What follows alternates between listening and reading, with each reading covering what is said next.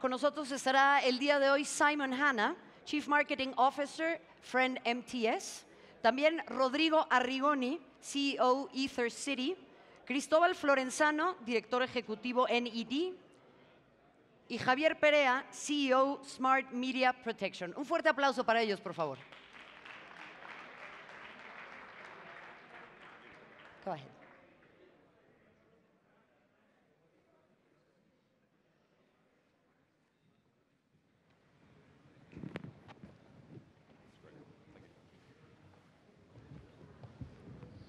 Okay. Thank you very much. Delighted to be here. It's a pleasure to be at this event. This panel session, it's a technology session. It's not going to be overly deep in technology. I know we don't really have a highly focused technology audience here. What we're going to look at in this session, we're going to look at some of the technological approaches that you can deploy to hopefully counter the issues of piracy, streaming piracy. Before we get going with the panel discussion, though, I'm just going to go through a bit of material, give a bit of background to hopefully illustrate really the scale of the content protection challenge, and also how the pirates actually are able to get access to your content, to your premium content. Okay.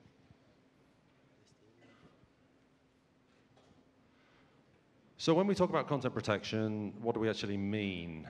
I know many people, you say content protection, they simply think conditional access or DRM, that's all I need to do, job done. I give Cisco or Vera Access or something like that quite a lot of money, they fix my problems, it's all great. There's a bit more to it than that. Something we like to refer to quite frequently is the idea of total content security.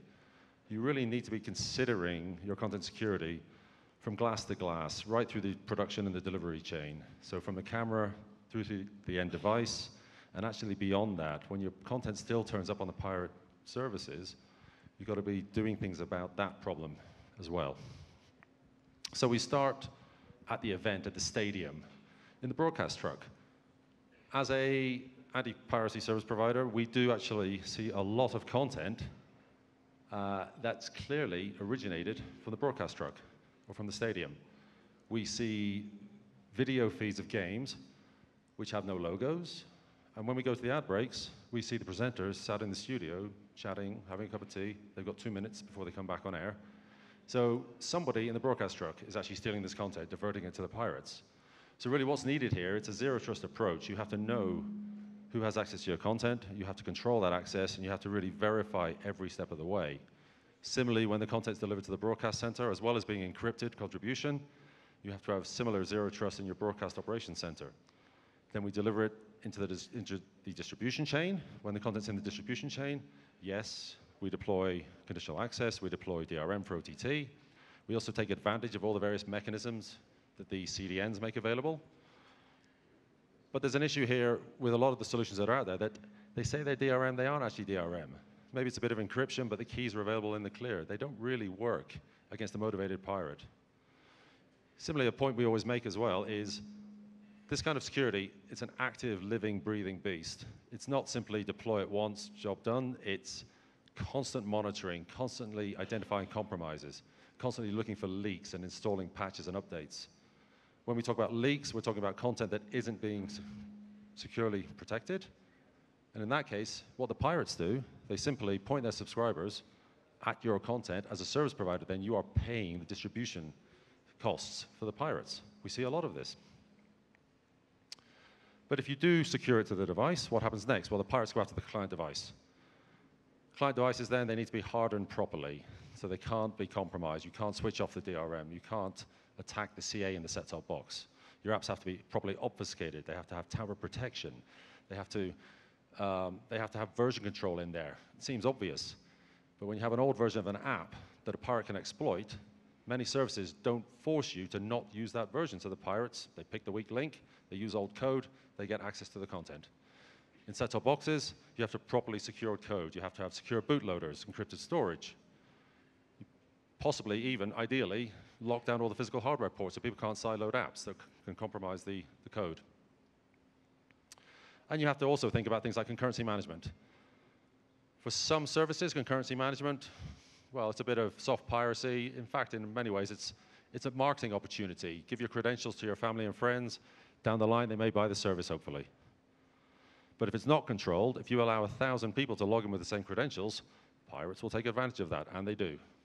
And additionally, then, you have to have the technology in place that when you do identify abuse of credentials, you can actually terminate accounts, you can stop streams. A lot of legacy OTT platforms really aren't very good at stopping streams. But you do all this, you have a solid, secure platform, you're a quality operation. Why does your stuff still turn up on pirate services? Well, the reality is pirates restream content. Content restreaming is the primary source of pirate content. How does it work? Two primary ways of restreaming content. First, at the HDMI port on the set-top box. Surely they can't do this. I have HDCP on my set-top box. Protects the content, doesn't it? Well, the bad news is $5 on Amazon will get you an HDMI splitter, which will remove the HDCP, content in the clear, into a $100 real-time encode device, back into your PC, up to the internet. There you go. This is what it looks like in the commercial world of piracy. This is a police bust from Kuwait 2 years ago. What we have here, a selection of set-top boxes, one for each channel. The net result is a full bouquet of premium services available as a pirate operation. The other thing we see screen scraping. What is screen scraping? It's actually quite simple. You have an OTT player on the desktop. You use freely available tools, often made available for things like gameplay streaming. Example we use is Open Broadcaster. It literally captures the content of the screen, encodes it real time, and again, puts it up to the internet. Here's a short video just to show you how easy this actually is. Oh, let's go back.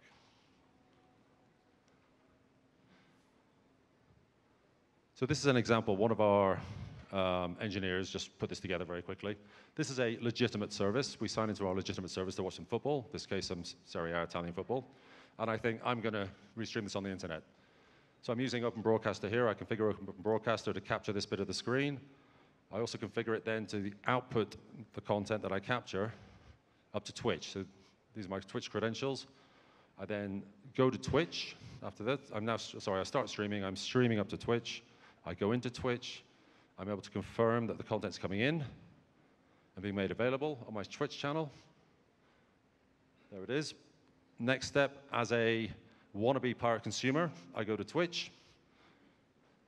I then tune into this particular piece of content, and there you go. That's literally less than a minute to make premium content, properly protected premium content available on the internet. So this is what happens in the real world. And it's very, very difficult to stop. So you can't really stop them doing it. What can you do? So what we'll do now, we're going to look into a bit more detail about the various measures that we can deploy to try to counter this. On the panel, we have Rodrigo, Cristobal, and Javier. There are a range of things we can do. I think the first thing we should start with, probably with Javier, is the thing that probably underpins most anti-piracy activities, which is the idea of monitoring services. Javier, can you just give us some insight into why effective monitoring is so important? Thank you, Simon. I think monitoring is important because, first of all, we need to put a perimeter in the problem. We need to know how big a problem is, up to what extent we need to act in one way or another. Every content owner, every stream, every different sport has different issues. And the first thing is to monitor and trying to see how to attack the different angles from the problem itself.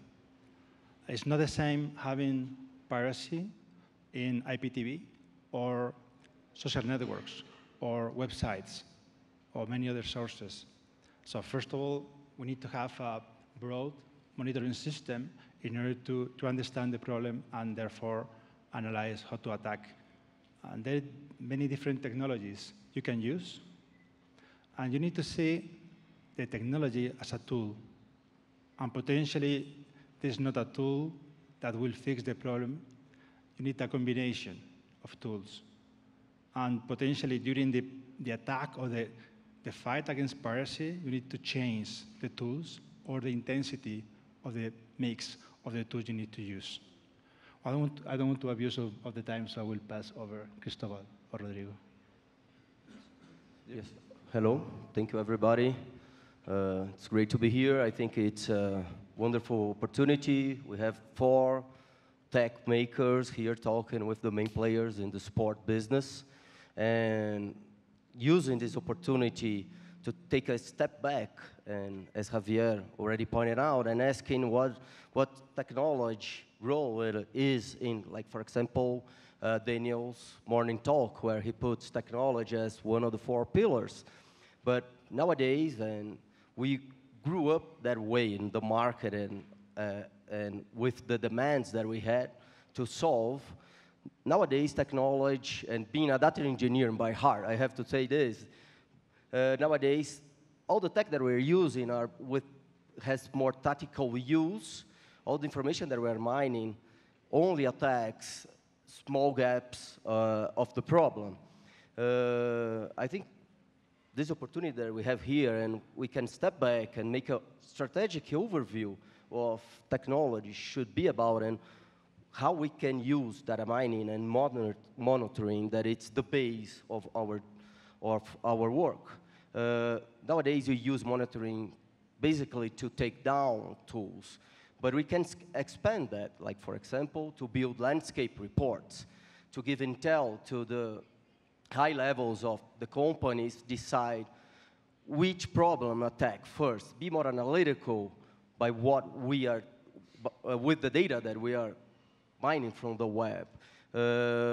Harvesting all the information like this is hard, but it's possible. And after that, we can, one of the main gaps that we have today between technology and enforcement, it's all the data that we mine, all the data that we provide, it's not used in investigation sectors, for example.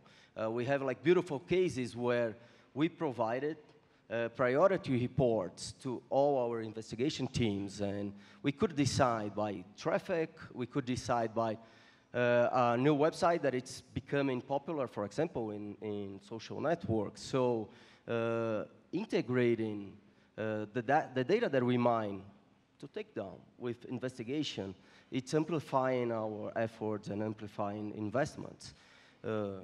I think that's one of the main issues that we have to deal right now to go to a next step using technology. Yeah, I would say the key. Am I on? Are we on? Yep. Yeah, the key with monitoring really is, the first thing it allows you to do is understand your problem. A lot of us, have had customers say, my content's out there on the internet, what am I going to do? And you say, okay, well, first thing we'll do is try to understand where is it, how much of it is out there, and who's accessing it. How big a problem really is it for you? All you know right now is, I've been told it's out there. So understanding what the problem is the first bit before you make any decisions. Yes, I would agree that collecting data on a highly fragmented environment, which is mostly invisible to a normal user, is the first challenge. But the problem is that there are very significant challenges after you have significant data regarding your piracy problem. The problem we see is that the professional pirates are very, very sophisticated. So they will have redundant live stream operations in place, just as professional OTT platforms have several streams at the same time available if one falls down. So you can take down the main leak, but they will have 5 or 6 already prepared. So if he's really professional about it, it's virtually impossible to leave them without an available origin. And then they're moving out of the open web. The traditional approach is just to crawl URLs to see who's restreaming your content or taking the stream out of your own player. It's still significant. It's important, but it's not enough. They're moving into downloadable apps, which are not on the open web, which are mainly used to transmit games on large screen smart TVs, which is like the preferred screen for live sports streaming. So it's not just scraping the web. You have to decompile and reverse engineer these apps to begin to see what sort of streaming stack these guys are using. So it's quite a complex operation. And then after you've done all those things and try to fight with this many-headed beast, which is doing with highly skilled operations to protect their operation from being taken down, you have to attack also their funding models, especially with the guys who are doing this on a professional basis. There are people living on the basis of restreaming pirated content. And then there's also like a mirror in terms of the business models these guys are using. They're funding themselves on the open advertising market, and they're funding themselves over subscription models, and progressively on the second model, because it's the average revenue per user, it's higher. And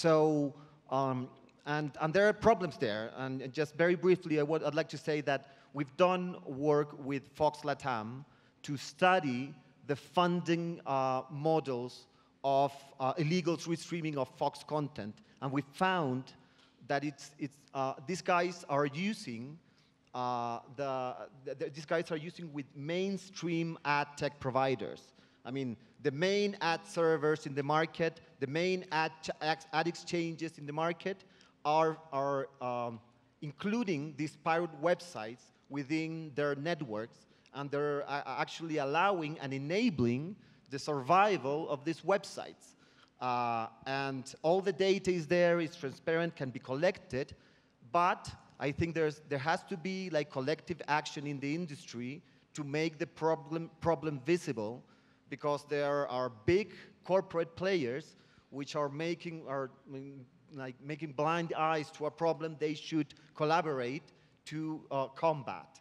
So I think there's life should be harder for pirates which want to fund their business, and that applies for the open advertising market and the subscription market as well. Yeah, it's a good point, actually. You're talking about the subscription services now. The pirate services have evolved quite dramatically in the last couple of years, from really pretty shabby-looking websites with lots of dubious advertising on there for products that you really wouldn't want your children buying. And now we're seeing, largely driven by the volume of content available and the increase in the quality of the content available and the reliability of the content that's available, proper investment by the pirates in their infrastructure, in the user experiences, which has really driven them towards full subscription offerings. We hate to say it, but there's a lot of pretty decent quality pirate services out there now. So they are charging an amount per month. They're not perfect. Ideally, they're not as good as the genuine paid TV services, but they're charging an amount a month. How do they get this money from the subscribers, though? I mean, they use like established mainstream payment processors, and the thing is sometimes they're able to compete in terms of user experience with professional OTT platforms. I mean, what if you have like an app that's already installed in your smart TV and which has aggregated the content which nobody in this world can aggregate? You have, Fox, Turner, ESPN, different local leagues, everything in one app with reasonable quality, and which has redundancy in live streaming included. And this is already happening. We're seeing high concurrency in these downloadable apps, and it's just going to grow. I mean, I think this should be taken very seriously, because it's really going to do some damage to formal established OTT offerings. Yeah, but there's another thing that I think we daily deal with this complex piracy stack, but we also deal with the kid that it gets an open source tool and can put it up aside in 5 minutes and start using cyberwalkers. And suddenly he has a website and is making money with ads. In a few months, sometimes he's making like $20,000 in our region with ads, investing $500 a month. So don't only deal with a complex stack of piracy, but we also deal with a numerous easy to make or ready to make Romo Depot piracy stack that we can't forget about it. I think another part of the market that it's booming and it's generating a lot of money, it's the illegal setup box, especially here in Latin. We had a We research. refer to them as ISDs, illicit streaming devices. Yes, yes. The streaming, for example, we conduct a research with MPA and Alianza here. We visit 603 stores all over Latin region. And one thing that we saw is like the gray markets are really contaminated with these illegal boxes. For example, if you enter a store in São Paulo, in a gray market area, you have 91.5% of chancing of having an illegal box over there. If you do the same thing, for example, in Argentina, in Montevideo, it's a much lower percentage. So it's really regional. We can plan over that, especially to start, like, for example, building and searching for patterns over the technology and especially over the infrastructure that it's behind all these players. Yeah, I would like to build a bridge between this stage and the rest of the auditorium, because so far it seems that technology is complex. We're fighting against smart pirates, and they are smart, don't take me wrong. But I think we, techie people, we need to make an effort to simplify our message for you right owners to understand and adopt what we do in an easy and simple way. I would like to refer a small story that happened yesterday. We had a business meeting with one of the presidents of the major soccer leagues in Latin America. The meeting was running well. He was really interested on combat piracy, and his phone was ringing all the time. His WhatsApp was booming, and he thought, sorry, I need to take this call. Back. My apologies. Again, the WhatsApp, the phone was ringing. And I realized how difficult the job of this person was, because he was managing 36 soccer clubs, 36 egos, people that want to make their point. And I realized that we, technologists that are in security and in protection, we are important, but we are not as important as we think we are. We are one of the 100 points that you guys has to deliver. And we need to be humble enough to understand what is our role. Our role is to offer you simple, or more than simple, easy solutions that you need to understand, or you have to understand in 1 minute or less. If this is not the case, we are not good enough. We need to improve. We need to be efficient. Our solution has to do the job, 95 and above of the cases. Not just because something changes. Yeah, our job is hard, it's difficult, but your job is harder, right? We manage bits and bytes, you manage people. So we need to understand that. And it has to be affordable, meaning that the investment has to be worth it, and you need to get the return.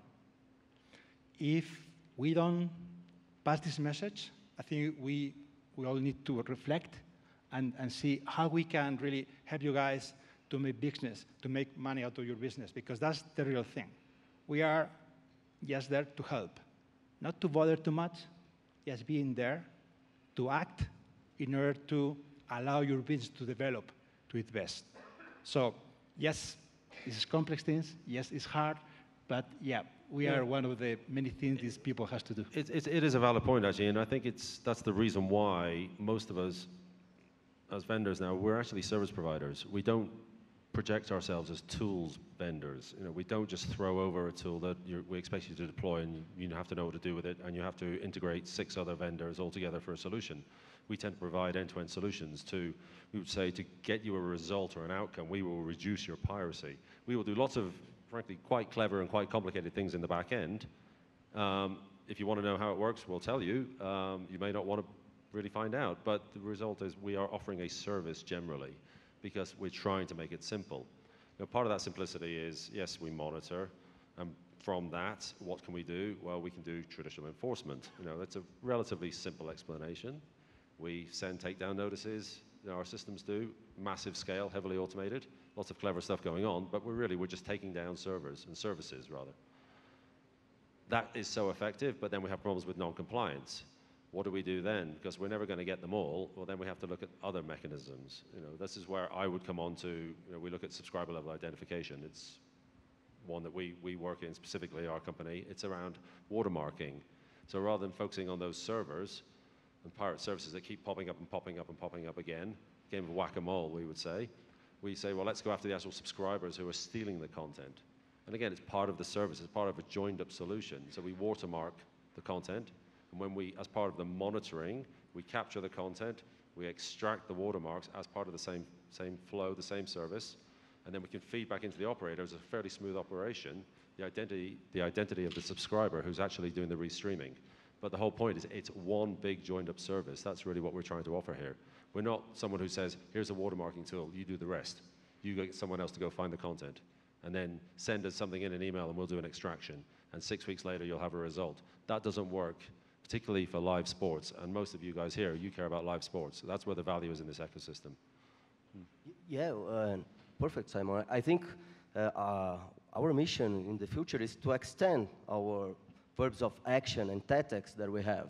We're talking about monitoring, but then we have detecting, and we still have removing, and how to integrate everything with investigation, and has a transversal line of intelligence going all through the services, because we are not delivering a tactical tool, but yes, we are delivering ways and means of protecting a content and a business.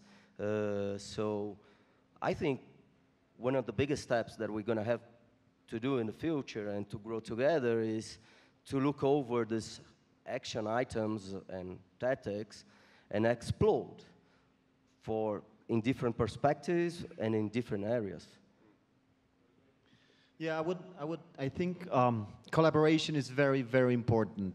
And just citing the example that Simon was mentioning regarding watermarking. Like if you're doing watermarking, but with sports content, which is very, very expensive in terms of rights, if you're many times sharing that content in different countries with different broadcasters, in different venues, if just some of them are not really integrating into the watermarking, signal that's burned into the stream, then the sophisticated pirates will see that. They will grab, the content from there, and then the fight against that particular pirate will become more difficult. So this is something which has to be integrated and assimilated by the industry as a whole in order to properly work well. And I think we're just in the first steps. Same thing with the fight against, the funding of these websites. I think, a collected industry effort has to be done in order to open a dialogue with mainstream ad technology providers in order to make this problem visible. If that doesn't happen, you can have the data, the evidence, but you won't have enough pressure in order for them to respond. So I think, of course, everybody which has a right to expensive content would do their job as well as it can be done. But there's a level of effectiveness and performance that can only be reached when you integrate and really organize as an industry to try to fight this problem which is growing. Yeah, and to give another sort of interpretation of what you were saying there on the watermarking piece specifically, really what we're talking about here is as a content owner, you're passing the responsibility to the broadcasters or the channel owners to look after the content. Unfortunately, though, the channel owners don't have the direct relationship generally with the end subscriber, so they pass the problem down to the operators, the platform operators, to implement the solution. But the first thing you really got to do, if you're going to struggle to get every platform operator to implement this kind of solution, you've got to use the knowledge that comes from the monitoring activities to understand from which platforms is the content actually being stolen to start with. If 75% of your piracy is occurring on one particular platform, that's the one you focus on first for the watermarking. The pirates will pretty soon get the message, we can't steal from that platform anymore because we're getting caught, and we're getting shut down, we're getting prosecuted. So then they move on to the next, frankly, the next open door. They'll always move to the next open door, which will be an unprotected platform. So you use your monitoring again to work out, actually, this one's top of the list now. So we go after that one next. And you just start taking them out, until you end up with a very small set of opportunities for the pirates. And many of the pirates that aren't quite as motivated will have given up by then. Yeah. I think it's important to understand the life cycle of the content and choose the right tools, combination potentially of different tools in every stage of the piracy. Piracy is a non-end battle, and potentially we'll never win because we are after them. So they start, and we follow, and capture, and potentially take them down. So we need to realize that this is a long-term battle. We need to reduce, to minimize the piracy to the extent that our business is profitable, right? And maybe leave it in that way. Potentially over-investing on that could be counterproductive. So it's important to be smart, to analyze exactly what I need, what is the combination of tools. And I said, if a vendor takes an hour to explain you what he or she does, potentially it's too complex.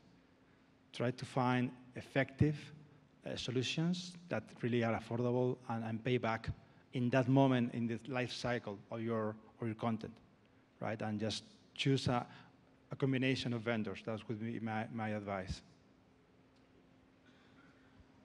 So switching to a slightly different theme then, everybody's favorite, which is social media. Now, as we know, social media it's an alternative form of piracy, but it's a significant form of piracy. Now, we always say Facebook, they're great. They make live streaming easy, as do Periscope, Twitter, various other platforms.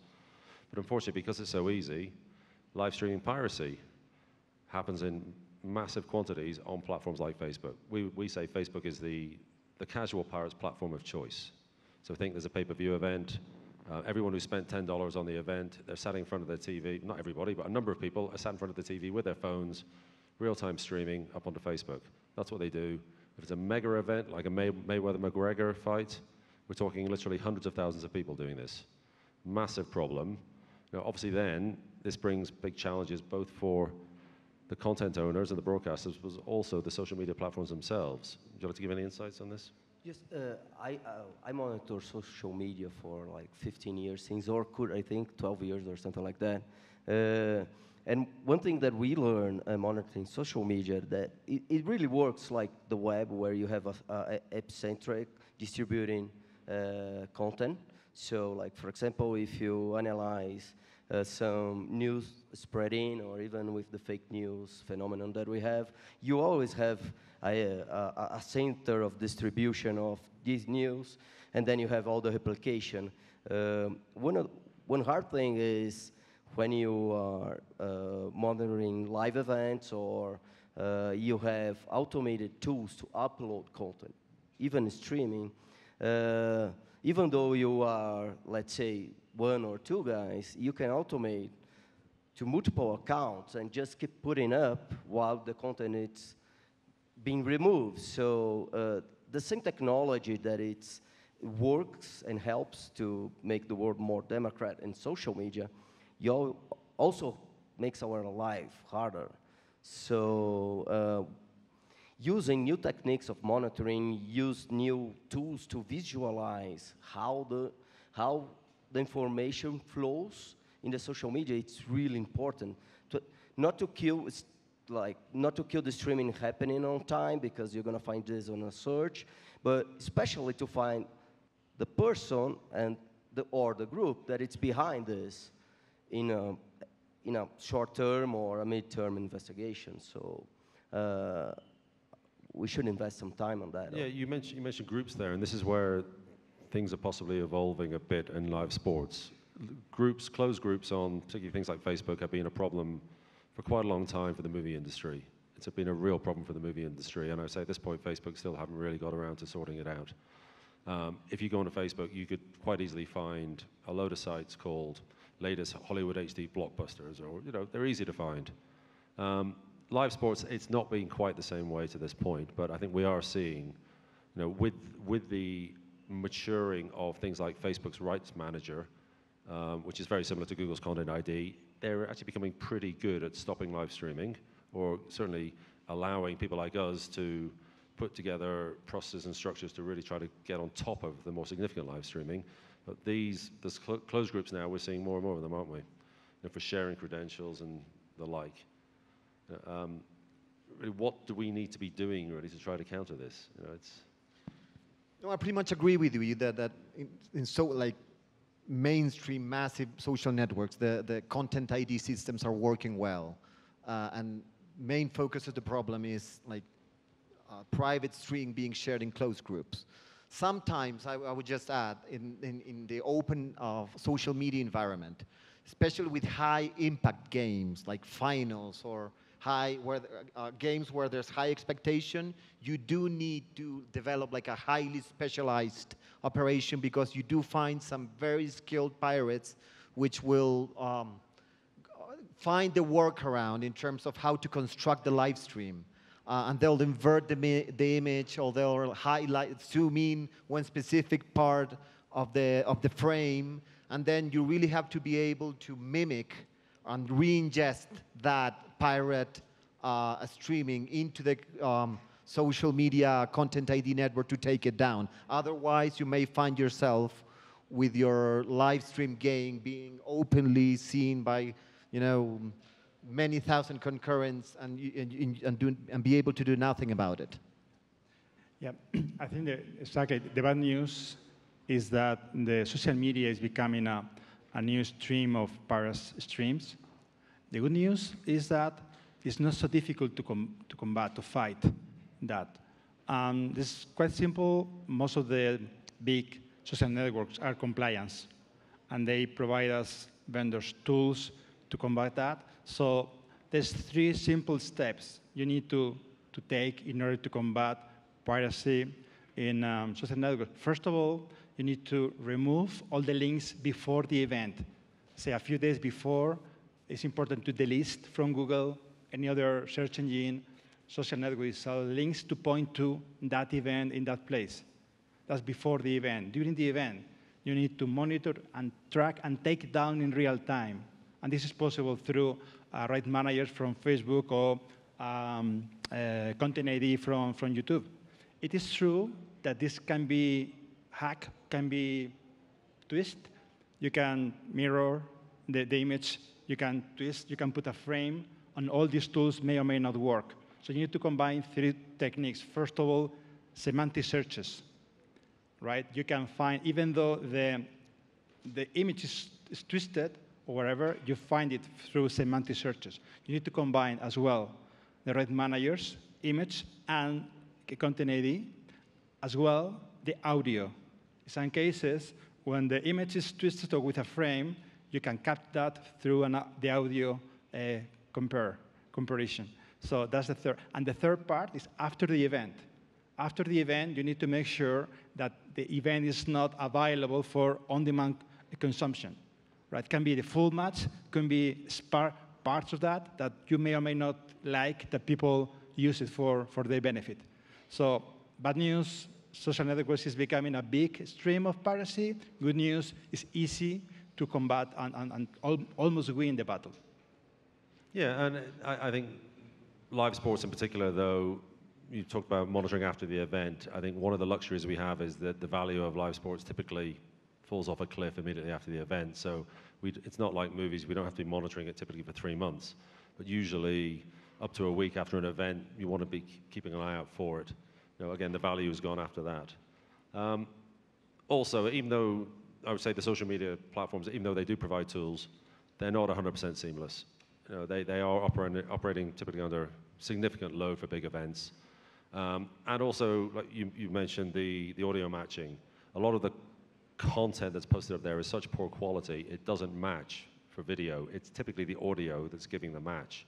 And again, if it's someone recording something on a phone in front of a TV, it's usually a bit hit and miss. So we get a lot of things like manual review cases. So it generally requires manual support as well. It's not just simply put a feed into Facebook, let them get on with it. You know, you need to be more proactive with how you deal with Facebook. That said, it's not all bad news. I recognize we're running out of time now, but it's not all bad news. I would just leave you with one little slide here. As an anti-piracy service provider, we do like to watch social media just to see whether we're actually succeeding in what we do. Here's a few just examples of the kind of thing we see on Twitter. This is actually around football content that we manage to control. My favorite one is actually the one on the right there, which is that it's an absolute disgrace how hard it is to illegally watch football these days, which is good. It's a positive comment. It shows that, you know, anti-piracy measures do actually work, they can be effective, and we can actually make a difference. Okay, thank you, gentlemen. Thank you. Thank you. Thank you.